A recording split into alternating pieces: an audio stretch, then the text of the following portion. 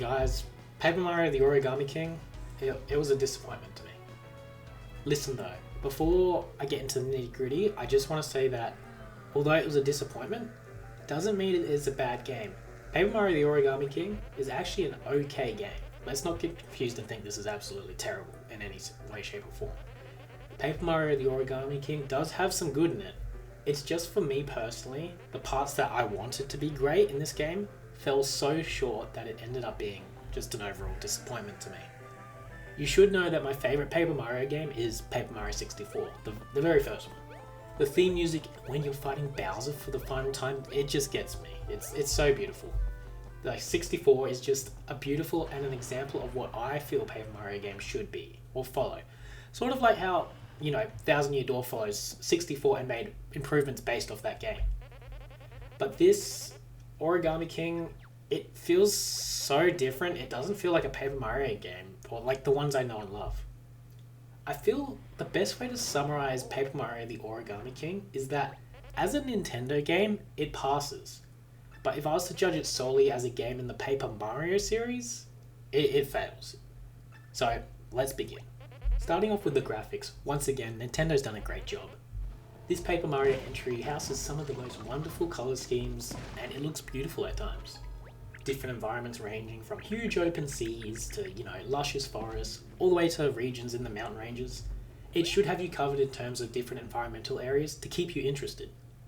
Also, the actual paper look of the characters is done well too, especially the new origami types of enemies. Once again, they look great to look at, they're just visually pleasing. Sounds in this game are also done to a high quality. You'll hear your usual Mario sounds of jumping, running, the environmental sounds, etc. done here. If you've played any Paper Mario game or any Mario game in general, you should be used to these sounds by now. The soundtrack as well, like the music, I feel is also done to a good standard, changing depending on where you are in the world, who you're fighting, etc, etc. So for the sounds and graphics, it passes with flying colours in my opinion. But I don't really want to talk too long about the graphics and the sound. What I want to move on to is the gameplay, because this is where Paper Mario falls the hardest for me. And I'm sure if you're like me, you'll know why.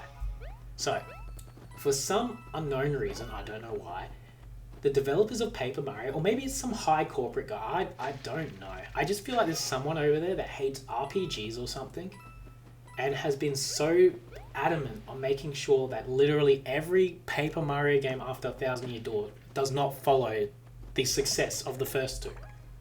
I'm going to say this as well. I actually skipped Sticker and Color Splash purely because when I looked at the trailers for them, they just turned me off so much to see so much of what I loved has been changed. I love the RPG mechanics, the actual good turn-based combat and partner systems. I saw none of that was really there, so I lost interest in pretty much those two games. However, I decided to try my luck once again and tried to get back into Paper Mario, with Origami King, only to find out that once again they've done the same thing here. I can't say for certain since I didn't play Sticker Star or Color Splash, but I feel that this game at least has been done to a higher standard than those two.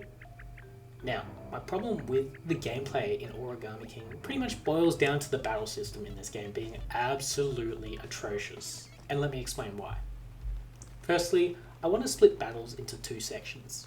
Your normal everyday run-of-the-mill battles and then your boss battles. Although I didn't like this battle system, I will be the first to say that specifically boss battles were done to a really good standard in this game and actually were kind of fun. And they had far more depth to them than your regular everyday enemy fights in this game. And it's kind of baffling how different they are. You actually had to go out of your way to set up paths, figure out how to use your abilities in the most effective way to hurt these bosses that you're actually fighting. And it also, with each boss, it usually came with a specific boss challenge that you had to figure out how to actually beat this boss. Such as when I fought, was it the pencil case boss? You actually had to get behind it with your arms, and just before it launched its missiles, you had to slam its case down, causing extra damage to this boss. I feel like the boss battles, although not my cup of tea, were far more enjoyable and done to a better standard in this game than every regular battle. Now, moving on to these garbage regular fights, they were pretty much useless in my opinion and a complete waste of time. Basically, you can summarize these fights like this. You encounter an enemy, Move the battle wheel to line up the enemies in either a straight formation or a cluster of 4, and then use your hammer or boots to deal damage. Rinse and repeat the entire game. That is it. That is the battle system for regular enemies. It'd be a little bit more interesting if you got EXP from these battles, giving you like any purpose to them, or if battles got better as you went along through the game, but no. The only thing you ever get out of these battles is coins, and for some reason there's a lot of coins in this game. And these coins, you can essentially use them in either one or two ways.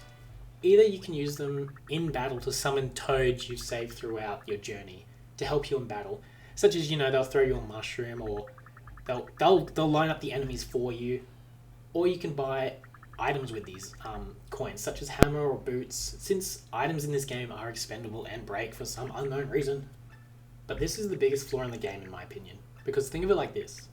If the only thing you get from battles is coins, which you either spend on toads in battle, or to buy items you've expended and used in battle once again, doesn't it make far more sense to just avoid battling altogether instead of wasting items and coins in battle? That way, if you don't fight regular battles, you won't have to waste your items and need to buy new ones, and you can save these items for the boss battles, and you usually have to spend far more coins on toads in battle to actually get a good enough reward from them than the amount of coins you actually earn once the battle is over. And don't worry, you earn, in my opinion, far more coins just walking around the world patching these black spots with paper mache than you ever would in battle. So this is why I feel like battling is utterly pointless, simply because battles revolve around spending using coins, but because there's no level or EXP system in place, you can just skip these battles you encounter. Get the coins from fixing, black spots up, black patches, and then go straight to the boss fight, and then use the items and coins you've actually saved there, and then rinse and repeat once again. And don't even get me started on the partner system in this game. Oh sure, they're there, of course. But 90% of the time, they don't help, and they just tend to sit there. I think I had a bomber help me out 2 times throughout this whole game. Partners are essentially useless. Ugh. And they tend to leave anyway eventually, so they're not really permanent partners either. Anyway, that's enough rambling about the combat mechanics. How was the rest of the gameplay in this? It was fine. You do your regular Paper Mario things, such as jump, run around, hit things with your hammer, solve some small puzzles, etc, etc. It's fine, it's okay, it's there. Finally, the story. I'll have you know, the story is actually rather good for the most part. Essentially, it's a cult of origami that's taken over and folded regular paper characters into origami versions of themselves, turning them into sort of mindless zombies. It makes for a creepy theme, especially for a Paper Mario game. And because of this, Mario meets the sister of the evil origami overlord Olivia, and the two of them then set out to stop his schemes by traveling to 5 different colored streamers all across the continent to fight the boss that's then stationed at the streamer's base. If you were to actually break down the story, it might seem a bit basic, but it does the job for a Paper Mario game in my opinion. I will say, however, there are quite a lot of cringy moments in this game. Did the developers have a hard-on for just random dance scenes?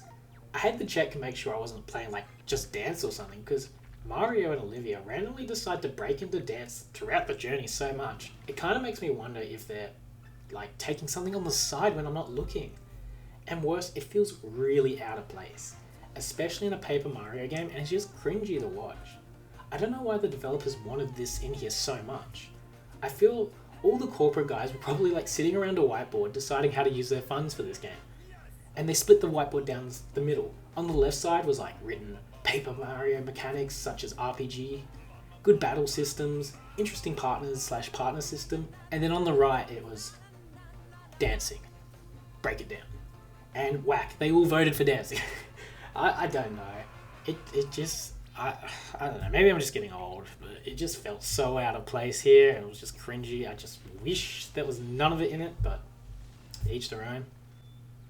Anyway, I want to move on, guys. I've done enough rambling, and it's not going to change anything anyway, so I want to move on to the final score, which is a 6 out of 10. It's above average. For me, Paper Mario the Origami King loses 3 points purely for the garbage battle system here, not the boss one. I want to clarify that, just, your regular, everyday, 90% of the game battle system. The lack of the partners you can manually use control in battles, like in the first two Paper Mario games, and the need of an RPG system that works. Like the coin system does not work because you just skip battles to save coins. It's like there's no point to battles.